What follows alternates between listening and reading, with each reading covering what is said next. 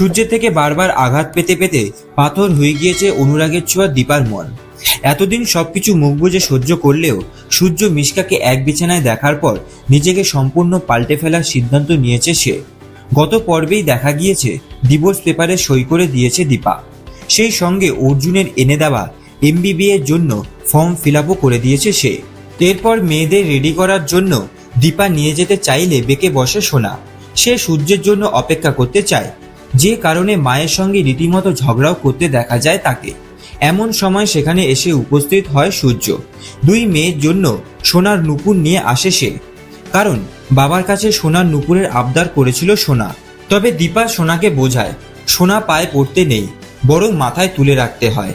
এই কথা শুনে সূর্য তাকে জিজ্ঞাসা করে ভালো খারাপের শিক্ষা দেওয়ার ক্ষমতা তার আছে, এর জন্য টাকা লাগে, আর দীপা অর্থ উপার্জন করে না। স্বামীর মুখে টাকার খোঁটা শুনে দীপা পাল্টা বলে আপনি অনেক দূর ভেবে নিলেন, ওরা এবার পরিবার কাকে বলে সেটা শিখবে, দায়িত্বও শিখবে।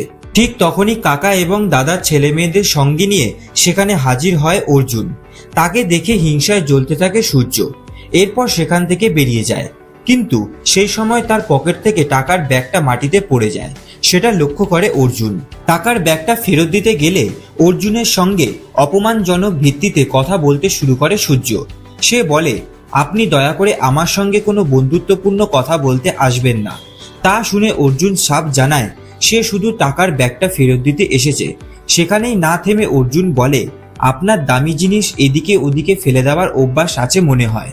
সূর্য তখন পাল্টা জিজ্ঞাসা করে আপনি কি বলতে চাইছেন?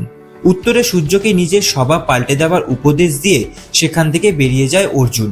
তো বন্ধুরা, এরকম সিরিয়াল সংক্রান্ত বিষয় আপডেট পেতে হলে আমাদের চ্যানেলটিকে সাবস্ক্রাইব করে রাখতে হবে এবং পাশে থাকা বেল আইকনটিকে প্রেস করে রাখতে হবে।